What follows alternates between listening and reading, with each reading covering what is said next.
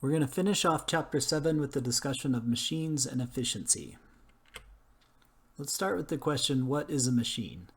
I always like to do an internet search for images of the word I'm trying to define. So in this case, I did an image search for machine, and it was what you'd expect. I found things that look like that. All the top choices were basically things that look like that.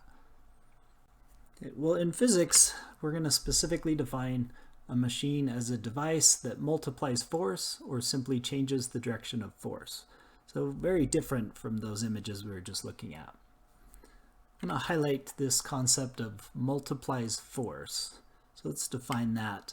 So if you multiply force, the output force is some multiple of the input force. And what that really means is that you get more out than you put in. At least that's the ideal, that's the point of a machine in physics. So here's an example. So in this case, what we're saying is that the output was increased by a factor of 4 relative to the input. So you get out 4 times more force.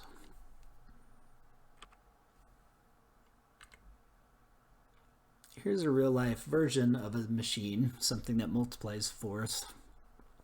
This is a floor jack, and mostly they're used for lifting heavy objects like cars. So with a little bit of input force, he's able to completely lift this side of the car off the ground. So machines are great for these kind of jobs, but with machines and with really anything in life, there's always a cost. You don't really get something for nothing. So what is the cost in this type of machine? Here's an actual example of a floor jack. So what I'm going to do is I'm going to push the lever arm down, and that's going to lift this part up. And we want to compare how that works. So I'm going to go ahead and mark this initial point where this side is located, and then of course the lever arm is right here at the top. So let's see how that works. Okay, so you now see this is slightly higher than it was before, so I'll go ahead and mark that. And then we'll mark the current position of the handle. And it was at the top before, so that means that it traveled that far, that much distance vertically. Well, in exchange, over on the right here, all I got was that distance. Okay, so I'm going to redraw those closer together so they're easier to compare. So I'm calling that the input distance, and then this little bit the output distance. So I measured these two distances, and then I took their ratio, and what I found was that the output distance is 1/43 of the input distance. Another way you could say that is the output distance was decreased by a factor of 43 relative to the input distance. So that illustrates the cost of operating this machine. You get a lot more output force, but you have to input a lot more distance. So you're sacrificing distance for force, but when you need to lift heavy objects, that's a sacrifice you're happy to make. The specifics of how much force is multiplied is a little more complicated than I want to get into. This specific floor jack uses hydraulics, and we'll wait till we have a discussion of fluid dynamics for that. Let's just go with something a lot more simple. So this is one of the simplest machines known to man. It's just called a lever, a simple lever. It's just a stick or a rod. There's some pivot point. This is usually called the fulcrum point, or the fulcrum, and the idea is you're going to use it to lift some heavy object. So if I apply a little bit of force on my input side, over here on the left, that should swing it down, assuming I apply enough, and so we'll get something like that. All right, well, if you notice, the input distance on the left is noticeably bigger than the output distance. So what that means then is the output force should also be bigger in comparison to the input force. Okay, so that's the basics of a simple lever. And how this really operates in terms of the physics concepts is it's a conservation of energy issue. So conservation of energy implies that the input work must be equal to the output work. Remember, we defined work in our one of our previous videos as the change in energy of a system. So in this case, if I'm changing the energy of the left side, I should see an equal change on the opposite side so that the total energy is conserved. Well, we can write that out as just simply saying the input work is equal to the output work. And if you remember, we also defined for these simple situations where you have a force moving an object as the work is just the force multiplied by the distance that the force actually moved the object. So for this situation, then we can define the input force multiplied by the input distance is going to be equal to the output force multiplied by the output distance. And I'm sort of copying the book's notation here. I thought it was kind of clever. So they were trying to visually represent the idea that if your output distance is decreased, so smaller than your input distance, then that should give you an output force that's bigger than your input force. So this is what we mean by machines as multipliers of force and distance. Now there is one thing I really have to make clear though. While we can multiply force and distance, one thing machines can't do is multiply energy. Okay, that's just how energy works. You can't actually get energy out of nothing. There's always a cost involved. In the case of energy, it's always an equal cost, so you can't get out more than you actually put in. Okay, so let's go through a specific example. So here again, I'm just stating that the input work has to be equal to the output work. So one example of how that could work is like this. This term right here, what that really is saying is the output distance is decreased by a factor of 5. That's relative to the input distance. Then the factor on the left here, what that is saying is that the output force will increase by a factor of 5, again relative to the input distance. So algebraically, what you're doing is those 5s are going to cancel each other out, and so you're just left with an equality. The input is equal to the input, mathematically speaking. I should point out that these factors of 5, that's not necessarily what I've shown in my picture. This is just a numeric example of one result from a simple machine. Right, pulleys are another example of a simple machine, how you can sacrifice distance for extra output force.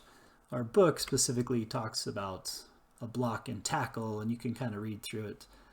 It's a very similar concept. So I decided not to go more into pulleys other than to just introduce the idea, but I do think it's kind of cool to see how they work. So here's just a little quick example I found on YouTube. Now let's see if we can make it even easier. In this case, I have a double pulley up here and a double pulley down here. This is a string I pull down on. It goes up, it comes down, it goes up, it comes down, it goes up, attaches to the fixed pulley.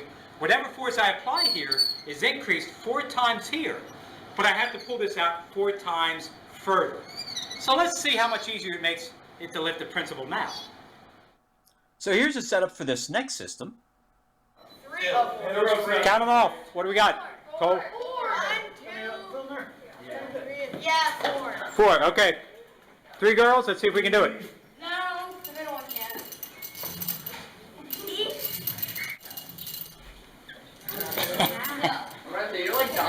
So you can see the sacrifice was distance again. They had to pull a lot further than they were able to raise the man here. But the advantage is the force. I imagine that those 2 young girls would probably have a hard time lifting this guy.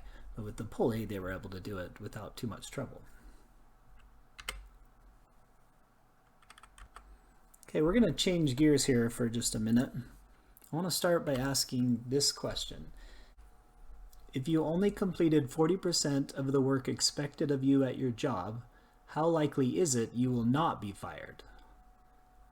I'm pretty sure it's not very likely. You will most probably be fired.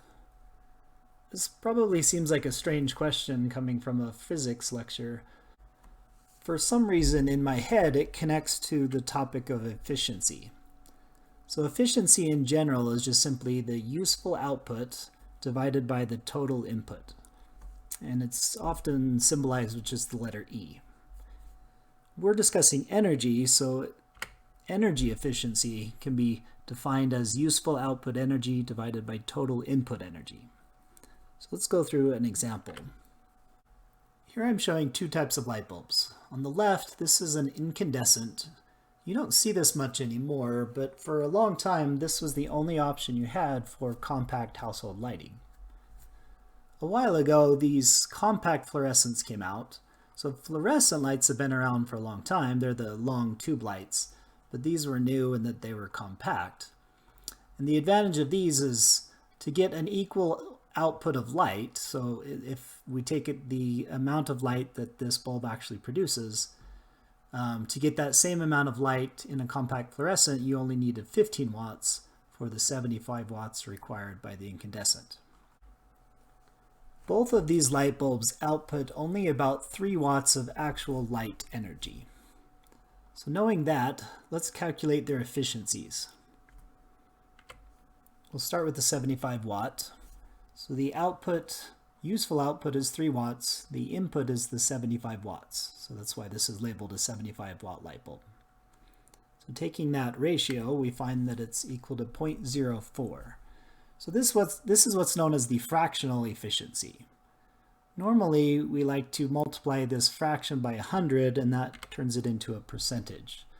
So this, the 75 watt incandescent light bulb is only 4% efficient.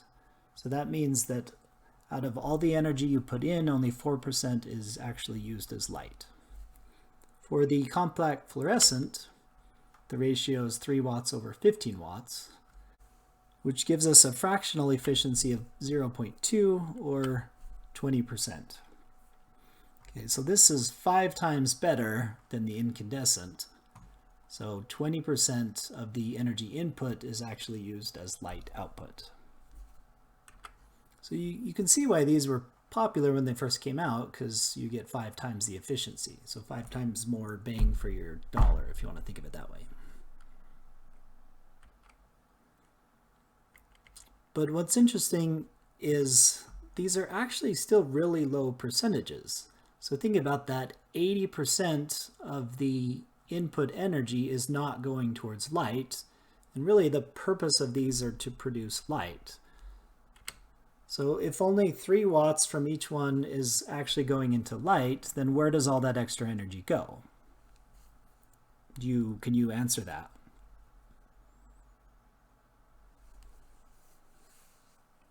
Well, if you've ever touched a light bulb when it's on or tried to replace one right after it burned out, they're hot.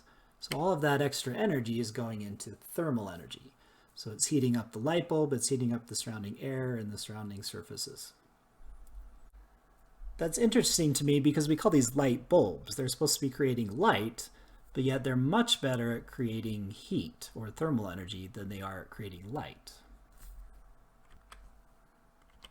Here's a third type of light bulb. This is an LED light bulb.